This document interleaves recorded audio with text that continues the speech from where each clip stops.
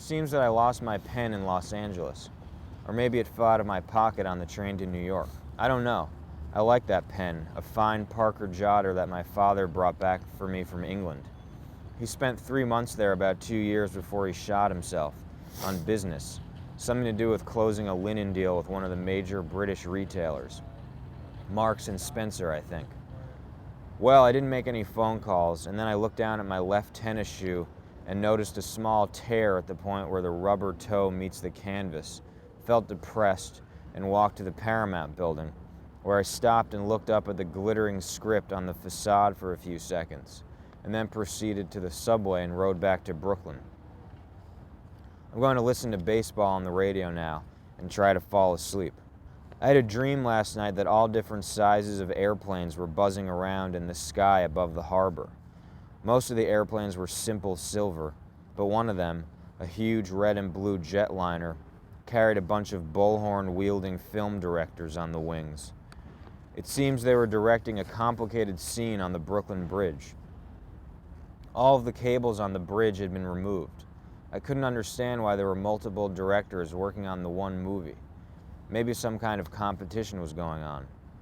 Suddenly, I found myself seated in the cockpit of a rattling bomber, and the pilot told me that at the call of action, I must jump out. He said it would be fine, that I would land in the water.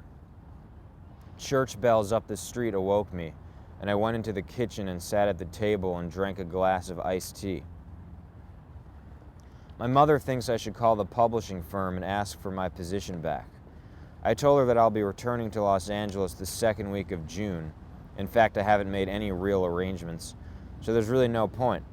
She frowned, and my aunt, glaring at me, took her by the hand and said, "Let him go if he wants to, and besides, his brother is there to look after him." Then my mother, whimpering, asked me, "Jacob, why don't you just live with your brother if you really must go back to Los Angeles?" I told her that if Jerry and I are to collaborate on scripts, we must be in the same neighborhood, and that the Valley land is no place for screenwriters. Then my back started to hurt and I felt like screaming, so I left the apartment and walked along Columbia Heights by the water. Across the way, Manhattan was all lit up like a warehouse full of croaking soda vending machines, and the sight did nothing to assuage my impulse to scream, but still I didn't. I'm trying to determine where my laziness comes from. I have concluded that the source must be my grandfather, my mother's father, a gambling bum who lives in his deceased mother's apartment on Park Avenue. I got out of bed this morning at 11:30. From 8:30 on, I awoke every half hour and told myself to get up, but then quickly answered myself with, "No, dreaming is good for writers. It's the same as writing, really," and rolled over. An idiotic idea, I recognized when I finally got up and had nothing to show for it, feeling gross and worthless. But I've got to maintain a sense of dignity. So around 1 o'clock this afternoon, I took a walk through my neighborhood and down to the piers, bringing along my little pad to take down some story notes. I wish I had an actress friend for whom I could write a script. That would give my project some push. The men up in Paramount would take a look straight away if they knew the script was attached to one of the rising stars.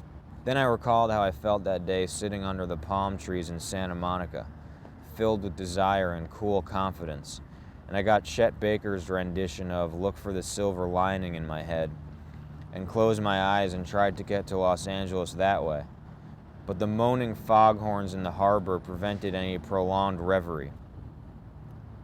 I opened my eyes and saw the Staten Island ferry crashing into the Manhattan slip, and I felt my body shift and knock in sympathy with the event.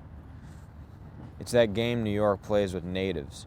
This city tells you that every idea you've got related to leaving is just a big trap you've set up for yourself, that there's nowhere else to go, and while you may be driven out in disgrace, you can't just willfully depart.